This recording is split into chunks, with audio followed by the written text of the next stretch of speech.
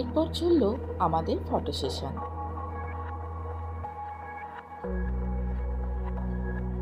সময় তার তালে এগিয়ে চললেও গাড়ি আর ফিরে আসছে না। প্রায় 1.5 ঘন্টা পার হয়ে গেল, আর আমাদের তখন খিদে পেট চোঁ চোঁ করছে।